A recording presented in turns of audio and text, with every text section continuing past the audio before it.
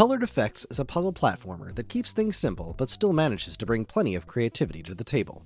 Here's our review.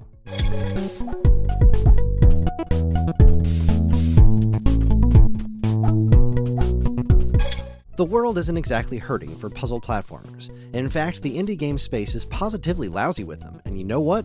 A lot of them are good too, which is what makes it really hard to stand out in that particular genre. The folks at Flynn's Arcade, the ones who published some killer arcade-inspired fare like Donut Dodo, Galacticon, Century City, and more, have an offering for the genre, a game called Colored Effects. It's a puzzle platformer with a minimalist look, and I'm happy to say that it does indeed stand out from the crowd, albeit not at first glance. If you've ever played games like Combinera, Box Boy, or even the sublime Donkey Kong 94 for Game Boy, you can get a pretty good read on what kind of game this is just by looking at it. You take control of a little character with an objective that must be completed through a combination of platforming skills and puzzle solving.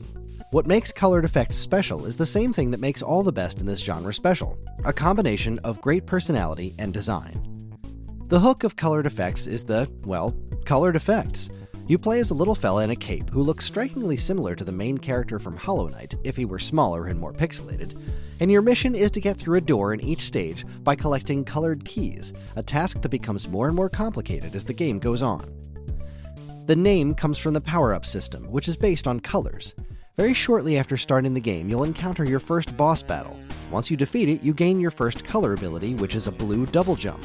Throughout the game, more bosses show up, and they each grant you new color abilities from teleportation, a ranged attack, and more. The trick is, though, you can only hold one power-up at a time, meaning that the more complex levels will require some serious planning to figure out how to best utilize your abilities to get keys required to open the exit door. There's a bit more to it, but those are the basics of the mechanics, and honestly, that's all you need to know to decide if you're going to like this game. It's got some catchy music, a nice simple visual style, and some serious head-scratchers in terms of puzzles. It doesn't revolutionize anything, it simply does what it does extremely well, which is not a bad thing in the least. If you like these kinds of games, give Colored Effects a go. If you don't, this one probably isn't going to turn you into a fan, but not for lack of trying. It's a wonderfully well-made game with a great price and plenty of puzzle-solving action. I recommend it. Colored Effects is available now on Steam and Nintendo Switch.